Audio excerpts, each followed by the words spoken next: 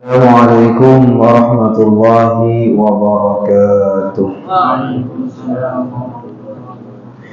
Bismillahirrahmanirrahim. Alhamdulillahi rabbil alamin. Wassalatu wassalamu ala asyrafil anbiya'i wa imamil mursalin sayyidina wa habibina wa qurrati a'yunina Muhammadin wa ala alihi wa sahbihi ajma'in, amma ba'd. فنوينا التعلم والتعليم والتذكر والتذكير والنفع والانتفاع والإفادة والاستفادة والدعاء إلى الهدى والدلالة على الخير والحث على التمسك بكتاب الله وسنة رسوله صلى الله عليه وسلم ابتغاء قربه وثوابه منه سبحانه وتعالى. Hadirin wal hadirat, bapak-bapak, ibu-ibu, saudara-saudari, jemaah majelis yang sama-sama dirahmati oleh Allah Subhanahu wa taala. Alhamdulillah wa syukurillah, lagi dan lagi senantiasa kita bersyukur kehadirat Allah Subhanahu wa taala. Senantiasa kita memuji Allah Subhanahu wa taala, yang mana Allah Subhanahu wa taala senantiasa tidak putus-putusnya melimpahkan karunia-Nya, rahmat-Nya, nikmat-Nya, hidayah-Nya, taufiknya kepada kita semua.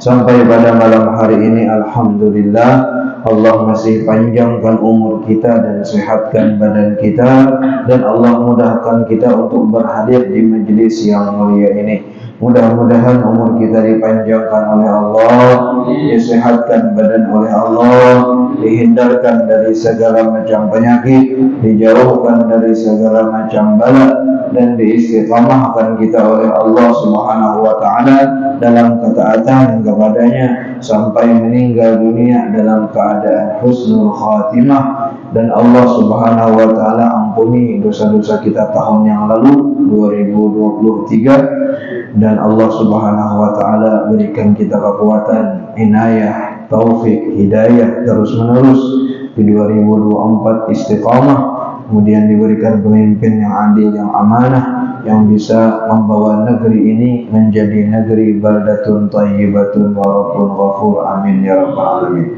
Salawat beserta salam selalu tercurah dan terlimpah ke hadirat junjungan kita Nabi besar Muhammad sallallahu alaihi wasallam beserta keluarga, kerabat, zuriat, sahabat, dan orang-orang yang senantiasa istiqamah mengikuti perjuangan beliau, menghidupkan sunnah-sunnah beliau, menjaga syariat-syariat beliau ila yaumil qiyamah. Hadirin wal hadirat rahimakumullah, kita lanjutkan pengajian kita.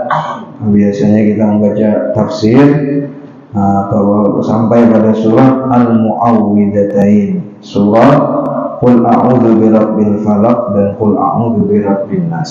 Dua surah ini adalah dua surah yang diturunkan oleh Allah Subhanahu wa taala secara langsung. Sudah kita ketahui kemarin, Mu'awwidhatain adalah artinya dua surat yang melindungi. Melindungi siapa? Melindungi orang yang membacanya dari gangguan jin, dari gangguan sihir, dari gangguan santet, dari gangguan orang yang hasad dan lain sebagainya. Karena memang asbabun nuzulnya sudah kita ceritakan di majelis yang lalu, bahwasanya Nabi Shallallahu Alaihi Wasallam disihir, disantet oleh seorang Yahudi yang bernama Labid bin Aqsam. Nah, sekitar 6 bulan. Kayak apa menyantetnya? Yaitu dia menggunakan rambut yang ada di bekas suroi baginda Rasulullah Shallallahu Alaihi Wasallam, diletakkannya di mayang kurma, kemudian lagi diandaknya di sumur di Madinah, ngarannya sumur Zarwan. Nah, maka dari cerita itu sunnah atau dianjurkan kita ini mengubur potongan kuku, potongan rambut, apapun yang terlepas di badan kita, karena apa yang ada kaitannya dengan seseorang itu bisa digunakan wasilah untuk menyantet atau menyihir. Bisa dengan foto, bisa dengan bekas buku ataupun rambut, nah, bahkan baju salawar yang bekas dipakai. Nah, itu bisa digunakan untuk menyantet. Nah, lalu Nabi mendapatkan berapa semalam tuh? 11 buhul di dalam tali itu, diikatnya menjadi 11 buhul. Nah, lalu Allah turunkan 11 ayat untuk membuka buhul-buhul tali tersebut. Nah, ketika Nabi membaca Qul a'udzu birabbil falaq, terlepas satu buhul. Qul a'udzu birabbil falaq min syarri ma khalaq, terlepas satu buhul, sampai ayat min terakhir minal jinnati wan nas, maka terlepaslah semua buhul sihir tersebut, sehingga Nabi merasakan badan yang rahah, yang tenang, yang damai, yang sehat. Baru Nabi rasakan. Nah, kayak orang tuh rasanya tuh diikat gitu. Nah, ketika baca satu ayat maka terlepas. Nah, sehingga Jibril alaihissalam juga berkata kepada Rasulullah, "Idza awaita ila firasyika qul a'udzu bi rabbis shayatin." Apabila ujar Jibril, engkau wahai Muhammad mendatangi firash, tempat tidur engkau, artinya hendak guring, maka berlindunglah engkau dengan dua surah tersebut. Maka Nabi tidak pernah meninggalkan dua surah ini di malam hari. Ada namanya amalan mandi ayat. Nah, itu dilakukan oleh baginda Rasulullah sebelum tidur. Apa mandi ayat itu? Membaca Qul huwallahu ahad sesurahan, Qul a'udzu birabbil falaq, dan Qul a'udzu birabbin nas. Kemudian ditiupkan di telapak tangan, dua telapak tangan dengan isyarat meludah seperti itu. Kemudian digosokkan pertama ke muka, kemudian kepala, kemudian seluruh badan yang bisa disentuh oleh tangan. Itu dilakukan 3 kali sebelum tidur. Bila orang mandi ayat sebelum tidur, maka dia akan dijaga daripada setiap sihir, gangguan yang terjadi di malam itu. Nah, ayatnya karena wa min syarri ghasiqin idza waqab, dari gangguan kejahatan bulan apabila timbul. Artinya dari kejahatan malam yang dilakukan di malam hari tersebut. Karena banyaknya santet, banyaknya sihir, banyaknya gangguan itu terjadi di malam hari mulai waktu maghrib, dan bahkan apabila orang nang dituju ini sedang dalam keadaan lemah. Namun di binian tuh lagi haid misalnya, lagi banyak pikiran, katuju mau ungut. Nah, banyak pikiran katuju mau ungut, nah itu bisa dimasukinya. Bisa tidak kiriman orang tuh bisa masuk. Nah, maka baca istiqomah ini sebelum tidur. Adapun artinya Qul a'udzu birabbil falaq, katakanlah wahai baginda Nabi Muhammad, aku berlindung birabbil falaq, dengan Tuhan yang menguasai subuh. Ada yang mengatakan falak itu subuh artinya. Aku berlindung dengan Tuhan yang menciptakan subuh. Satu makna. Nah, makna yang kedua, ngarannya falak itu adalah kullu ma yaflaqahullahu kal ardi anin nabat. Setiap sesuatu yang Allah pancarkan dari sesuatu. Sesuatu yang Allah keluarkan daripada sesuatu. Misal ujar sidin, seperti tumbuh-tumbuhan yang Allah keluarkan daripada bumi. Seperti mata air yang Allah pancarkan daripada gunung. Seperti walad, anak yang Allah keluarkan daripada rahim, itu namanya arti falak. Kemudian seperti farah, anak ayam yang keluar dari hintalo. Asalnya hintalo kalau bulat, kemudian menetes, memancar, artinya pecah jadi anak ayam. Nah, itu namanya kata-kata falak. Nah, setiap yang seperti itu maknanya adalah yaitu dia yang menghidupkan dan yang mengadakan makhluk yang asalnya tidak ada menjadi ada, yaitu kita berlindung, katakanlah wahai Nabi Muhammad, aku berlindung kepada Tuhan yang Maha Pencipta, bahasanya yang Maha menciptakan, ataupun falak artinya waktu subuh, berlindung daripada Allah dengan waktu subuh. Kenapa jar waktu subuh? Li'annahu waktu du'a'il mutarrin wa ijabatul malhufin. Karena waktu subuh itu adalah waktu doanya orang yang terpaksa atau berhajat. Namun kita tuh ada hajat ini sangat dihajatkan benar. Lalu berdoanya itu kapan? Berdoanya itu di waktu subuh, sebelum azan subuh. Nah, wa ijabatul malhufin, dan waktu itulah diijabah semua doa-doa orang yang berdoa. Orang yang sangat terdesak kan jin yang lain, jin menyakiti jin yang lain, atau jin menyakiti manusia, ataupun manusia daripada golongan manusia daripada anak buahnya iblis yang selalu dibisiki oleh iblis, mengikuti iblis. Mereka adalah golongan iblis, sukanya menyakiti orang lain, memudaratkan orang lain.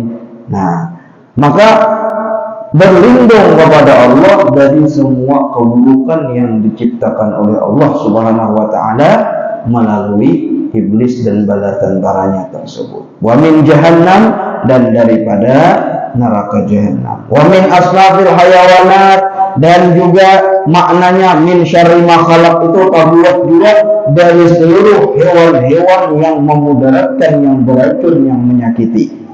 Kasiba, seperti binatang buas. Wal hawan, seperti binatang yang beracun. Ular misalnya, kalau jengking misalnya, aturannya nak mengikut. Kalau anak ular nih anak pengarangnya nak menyambut, tapi orang tuh membaca sudah qul a'udzu birabbil falaq, maka ular tadinya kalau jadi nyata kaum menyambut. Nah, itu maknanya, karena dia sudah berlindung kepada Allah daripada kejahatan ular tersebut. Wa min syarri ghasiqin idza waqab, dan dari keburukan bulan apabila dia timbul. Maknanya dari keburukan, dari kejahatan malam apabila telah gelap gulita. Nah, kenapa disebutkan malam? Karena malam itulah tempat tadi atau waktu di sana banyak kejahatan-kejahatan yang terjadi di malam hari. Di antaranya adalah ya bentuk kiriman, bentuk sihir, bentuk gangguan dan lain sebagainya. Wa min syarrin naffatsati fil 'uqad, dan dari kejahatan nafasa, dari kata nafasa itu meniup, itu artinya. Nah, nafasat itu pakai dhamir muannas, itu bimbingan. Dari diartikan yang pertama, dari keburukan perempuan yang terlalu cinta kepada laki-laki sehingga dia menyakiti laki-laki tersebut. Nah, kau je bila kada kawin lawan aku, kada kawin juga lawan lelaki apa manapun. Nah, karena cinta benar bimbingan nih lawan seorang laki-laki, ikam je bila kada tak kawin lawan aku, kada kawin lawan seumur hidup. Nah, ya, adalah kayak itu. Nah, bisa ada kayak itu, lalu diguna-guna, lalu dimacam-macam. Nah, itu kalaunya perempuan. Okat itu buhul yang ada di tali itu. Nah, nafas itu tadi meniup dengan membacakan mantra-mantra tertentu, dengan meminta bantuan kepada jin, lalu ditiup di buhul tadi. Nah, disambat ngarannya si anu. Nah, lo kada kawin lainnya sampai mati ya lah kasihannya. Wa min syarrin nafasati fil 'uqad, itu kalau perempuan. Kalaunya diartikan juga nafasati fil 'uqad bukan perempuan, tapi kata beliau itu adalah sawahir tanfutu, yaitu penyihir. Nah, nafasat itu siapa orangnya? Yaitu dukun. Nah, dari berlindung kepada Allah dari kejahatan tiupan bumbungan dukun dan sihir. Nah, yang menyihir orang di malam hari. Nah, berlindung sudah. Apabila sudah berlindung kepada Allah daripada mereka, maka insya Allah kita akan terjaga daripada keburukan mereka. Wa min syarri hasidin idza hasad, dan dari keburukan kejahatan orang yang dengki, orang yang hasad apabila dia telah mendengki.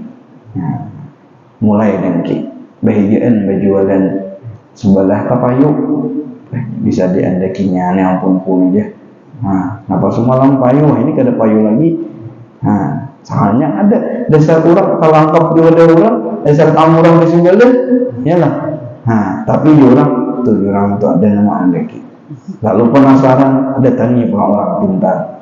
Nah, pas sama pintarnya, datangi orang pintar, orang ada nama andaki itu orang dihiga coba ikam andaki ilah hati. Itu ada pot bunga, dihiga pot bunga itu ada. Coba ikam buka. Sekalinya mulik bujuran ada. Nah, itu keadaan analoginya itu orang sebelah orang andaki. Tambah lagi dengki lawan orang tambah bermusuh pada berawan orang sebelah gara-gara mendatangi dukun pintar tadi, pas dipintarinya ada tuh. Padahal anak buahnya mah andeki tali di bawah anu aja. Yalah. Kayak itu.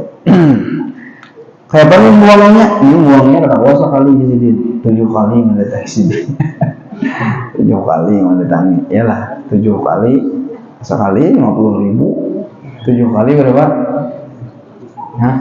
350 kayak itu. Nah, itu caranya. Nah, ya tadi gara-gara mendatangi dukun bukan menghilangkan masalah, tapi menambah masalah. Tapi bujuran deh. Bujuran ada orang dega kampung tuh nyata. Bujuran deh deki kawannya iyalah.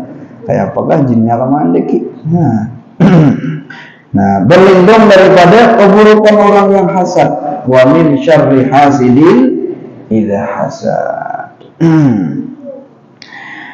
Ada seorang anak minta doa kepada para habaib, kepada Habib terkenal. Habib doakan Allah ujian sidin, Allahumma ja'al husadak, kata itu. Semoga Allahumma kathir, semoga Allah subhanahu wa ta'ala memperbanyak orang yang hasad dengan engkau. Nah, tidak ada orang yang didengki, dihasati kecuali orang itu berhasil, kecuali orang itu amunnya dalam harta itu sugih. Nah, kenapa orang hasad dengan seseorang? Karena yang dihasati itu sugih, karena yang dihasati itu punya kelebihan, emas misalnya, ataupun pintar misalnya. Nah, maka apabila kita ini ada sedikit rasa hasad, dengki lawan kawan nih, kenapa makanya tabungas, kenapa makanya disayang oleh orang lain atau disayang ustaz, kenapa makanya menghafal dahulu daripada kita, maka ujar guru kita dahulu, maka caranya menghilangkan itu didoakannya di malam hari. Nah, orang yang kita hasad, yang kita benci tadi, kita doakannya di malam hari. Ya Allah, amunnya bungas tambahi lagi ya Allah. Nah, amunnya bisa harta tambahi lagi ya Allah. Amunnya bisa hafalan kuat, ya Allah kuatkan hafalannya ya Allah. Maka otomatis Allah kirim malaikat untuk mendoakan kita. Bila kita mendoakan orang lain, maka kita akan didoakan oleh para malaikat. Kemudian hasad itu akan hilang daripada diri kita. Nah, kita ikut senang apabila orang lain senang. Nah, orang hasad itu dia dimanapun berada, dimanapun begana, tinggal dia tidak akan pernah tenang hidupnya. Karenanya tidak merasa nyaman atau merasa sakit, merasa kada nyaman apabila orang lain nyaman. Bila tetangga nukar kulkas hanyar, kada nyaman hatinya. Nukar sebidang motor hanyar tetangga, hatinya kada nyaman. Padahal orang nyaman nukar sebidang motor, orang kada nyaman, anehnya ya. Ini orang yang hasad. Nah, bila nukar sebidang motor, ya Allah tambahi ya Allah, dan nyakawan orang mobil pulang. Nah, nyaman ya Allah doakan.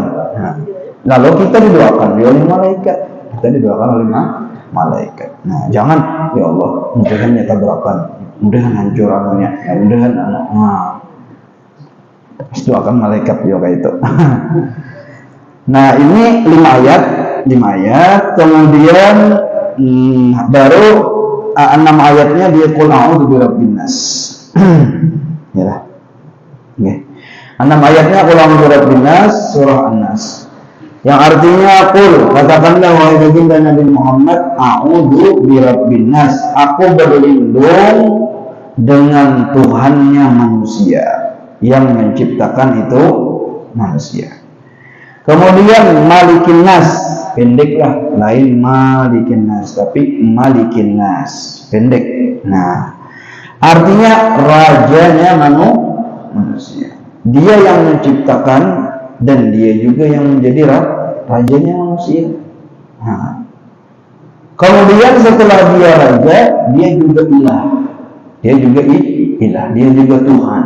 Yang mana dia sama sekali tidak berhajat kepada yang diciptakannya, tapi semua yang diciptakannya berhajat kepadanya, dan semua yang diciptakannya wajib mengagungkannya, wajib menjadikan dia itu Tuhan.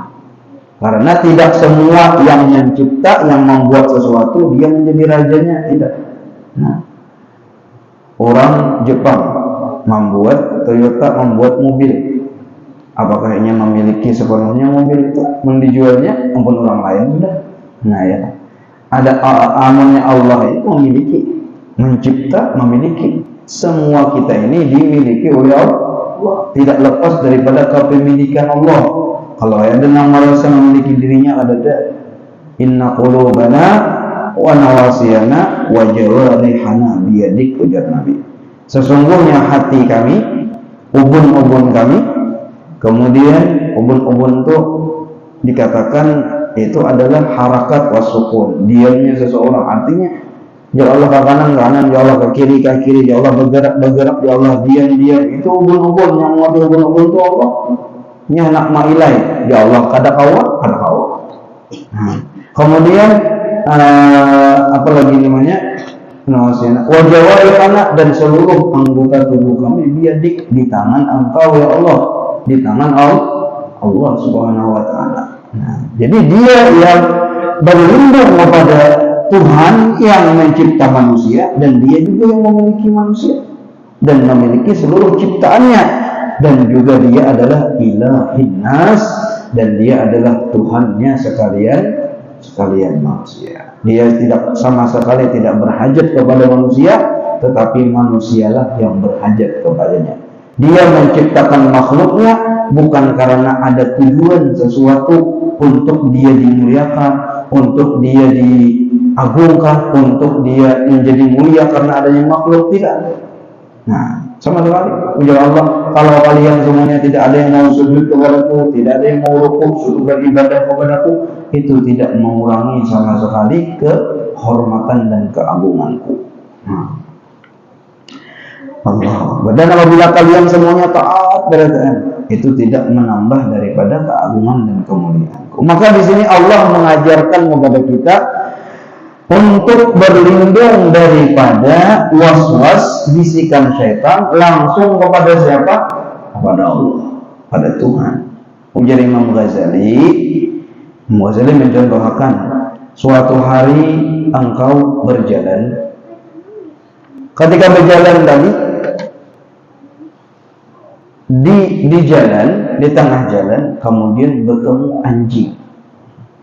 Anjing itu ampun tuan rumah. Ada yang ampun anjing itu. Ada rumah genal di higa itu. Itu ampunnya. Anjing tadi itu apa namanya? Ya. Menyalak. Anjing tadi menyalak kita. Apa yang kita perbuat di sini? Apabila kita meneladani ataupun kita maapai, artinya apabila kita sibuk dengan anjing tersebut, ibaratnya mengusirkan ataupun menawarkan apa, maka habis waktu kita.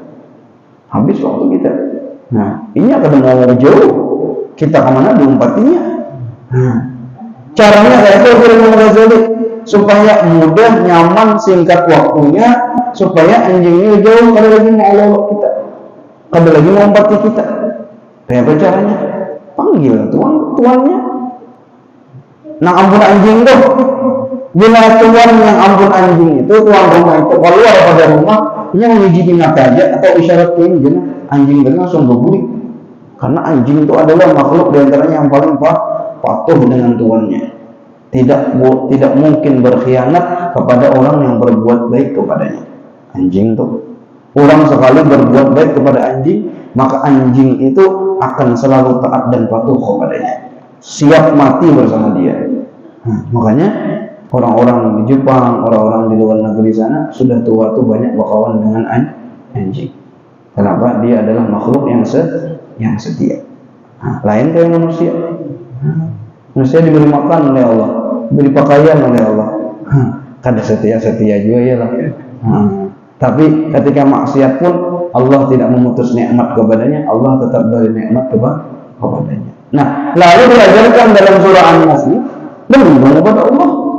Amunnya kita sibuk mau urusi syaitan, mau urusi iblis, mau urusi itu, habis waktu kita, kada jalan-jalan kita, kada sampai kita ke tempat tujuan. Tapi langsung berlindung kepada Allah, panggil Allah. Iblis ini adalah makhluk Allah, ujar Allah. Dan ini lagi iblisnya, yalah. Nah, maka berlindunglah kepada Allah apabila artinya berzikir kepada Allah, kemudian hati kita ini ingat kepada Allah, bergantung kepada Allah, maka ketika itu syaitan tidak akan bisa mendekati kita. Selama seseorang itu berzikir kepada Allah, syaitan tidak akan bisa mendekatinya. Tidak bisa. Syaitan itu Daujah sidin di sini jathimun fi qalbil insan. Jathimun itu dia mempunyai belalai dan dia meletakkan belalainya. Kayak nyamuk tuh namanya belalai. Belalai nyamuk itu diletakkannya di hati setiap manusia. Siap dehnya menyuntikkan racun-racunnya, was-wasnya. Siap sudah. Apabila manusia itu yang mempunyai hati itu berzikir, maka dia langsung apa ngarannya?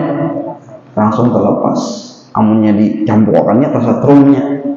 Itu bilanya tersampukannya apalagi kuat orang yang berzikir itu terbakarnya.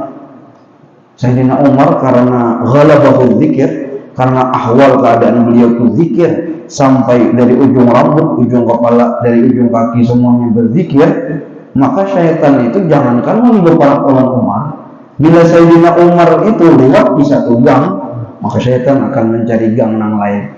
Bila Sayyidina Umar lewat di satu jalan, maka syaitan akan mencari jalan yang lain. Karena apa? Karena nur iman Sayyidina Umar itu membakar syaitan. Joni syaitan. Nah, kayak itu kuatnya orang beriman. Bila sudah tadi hatinya terhubung dengan Allah Subhanahu wa taala. Bila kada berzikir, takkan lupa, takkan lalai disuntikannya. Tuh jadinya mangga masak banyak di sebelah. Mun diambil seiji, dak pae orang lain tahunya malam dua harinya ya malam. Nah, tuh di wadah kawan tuh ada makanan kawan diambil sedikit kada pae. Nah, itu bisikan setan. Nah, di situ ada yang mantap tuh, ada yang bungas, ada yang anu. Nah, macam-macam ya. Pas mano HP, nah putar. Nah, di setan tuh ada yang mantap buka itu dibukanya.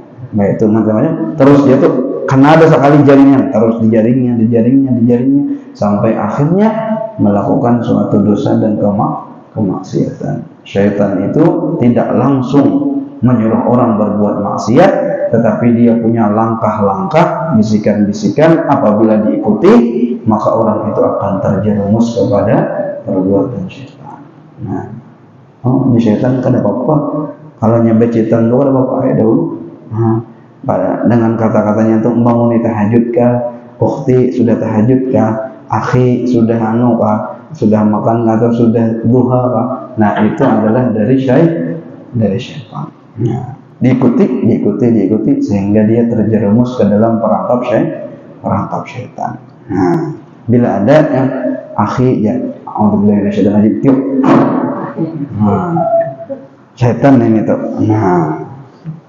Ada pacaran Islami. Tahun ini ulama di mana-mana. Ada pacaran Islami. Ujar Syekh Nuruddin dahulu, boleh lah pacaran, boleh aja sih, asalkan kada boleh melihat, kada boleh bertamuan, kada boleh berchattingan hubungan. 3 syaratnya. Kada boleh melihat, kada boleh bertamuan, kada boleh berchattingan hubungan. Artinya sama ya kada boleh dia. Min syarril waswasil khannas alladzi yuwaswisu fi sudurin nas. Nang cerita nang kama kali syaitani id qala lil insani kfur falamma kafar qala inni bari'um minka inni akhafullaha rabbal alamin. Panjang ceritanya, cuma ringkasnya seorang pemuda itu sedang beribadah di gereja, di masjidnya, orang-orang nang pendeta. Beribadah kayak buan biksu, maka datang setan tuh lihat ke bawah, ramai orang. Di sana ada warung. Di warung tadi sekalinya ada winian bunga digodanya, kada maunya, karena imannya kuat. Kemudian ditawari, akhirnya minum. Setan minum sedikit tuh ada apa? Daripada berzina, daripada bunuh orang, baik minum mabuk pas berzina. Mbah berzina kayak apa? Jadinya menyesal berzina dengan biniannya kayak apa? Mengatakan minumnya hamil, dibunuhnya binian tadi. Kemudian setelah itu, ketahuan orang kampung, makanya disalib, hendak dibunuh, dirajam. Ujar setan, sekarang ini tidak ada yang bisa lagi menyelamatkan engkau kecuali aku. Siapa lagi yang bisa menyelamatkan engkau kecuali aku? Kita membuku unggut ke ini maka sudah engkau akan selamat. Makanya unggut isyarat ke dalam syaitan, ketika itulah dia langsung ditikam, dibunuh oleh orang banyak, maka dia meninggal dunia atau mati dalam keadaan menyembah syaitan. Seperti itu. Itu tafsirnya kama sari syaitani id qala al insanu kfur falamma kafar. Setelah orangnya tadi kafir tuh bonggot tadi tuh, ujar syaitan, inni bari'um minka, aku berlepas diri daripada engkau, inni akhafullaha rabbal alamin, aku seorang dan takutan melawan Allah yang Tuhan semesta alam. Aku seorang misalnya takutan Allah Ta'ala, aku berlepas diri daripada engkau. Itu orang nambah kawan syaitan. Maka musuh yang nyata adalah syaitan. Amun yang mengumpati juga suatu saatnya akan berlepas daripada orang yang mengumpatinya. Alladzi yuwaswisu fi sudurin nas, yang mana dia itu senantiasa yuwaswis, membisiki kejahatan fi sudurin nas, di hati-hati manusia.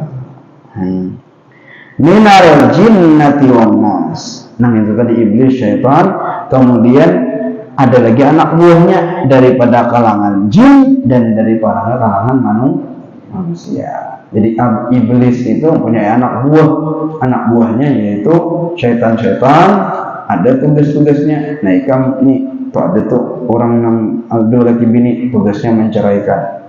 Ada ini tugasnya, macam-macam tugasnya. Kemudian ada lagi 6 dari kalangan jin dan manusia. Dalam surah Al-An'am ke Al-A'raf di awal di juz ke-8 itu, wa kadzalika ja'alna likulli nabiyyin aduwwan syayatinal insi wal jin. Seperti demikian, ya Allah, kami jadikan musuh setiap nabi itu dari kalangan jin dan manusia. Sampai hari kiamat ada 2 jalan saja, ada jalan baik yaitu jalan para anbiya, para salihin, itu satu jalan. Jalan yang kedua, musuh daripada mereka ini adalah syaitan, iblis dan bala tentaranya, kemudian anak buahnya minal jinni wal ins, dari kalangan jin dan manusia. Yuhi ba'duhum ila ba'dil zukhrufal qawli ghurur. Mereka saling mewahyukan di antara mereka. Malam ini ya tahun baru. Di sana ada kita minuman gratis, minuman nih. Itu namanya mewahyukan, membisiki kawannya. Kita mainan judi slot kena-kena. Membawai kawannya, babawaan. Bawaan inilah dalam Al-Quran mereka saling mewahyukan satu dengan yang lainnya. Walau sya'a rabbuka ma fa'alu, kalau Allah tidak menginginkan itu terjadi, maka mereka tidak akan bisa berbisik satu sama lain. Tetapi itu sudah ketentuan Allah. Ada manusia yang dimuliakan oleh Allah, dicintai oleh Allah. Ada manusia yang dihinakan oleh Allah. Ada manusia yang tergiur daripada bisikan syaitan tadi, dan ini kelompok akan ada terus sampai hari kiamat. Mudah-mudahan kita berdoa terlindung daripada syaitan, daripada iblis, daripada kejahatan-kejahatan syaitan dan iblis. Allah jadikan iblis ini adalah musuh kita di depan mata kita. Selalu kita waspada daripada bisikan-bisikannya, dan Allah istiqamahkan kita di dalam jalan yang lurus, siratal ladzina an'amta alaihim, yaitu jalan orang-orang yang engkau beri nikmat ya Allah, minan nabiyyin, daripada jalannya para nabi, wasiddiqin, jalannya para siddiqin, wasyuhada, jalannya para syuhada, wasalihin, dan jalannya para salihin, dan engkau kumpulkan kami dengan mereka di syurgamu, amin ya rabbal alamin. Al-Fatihah.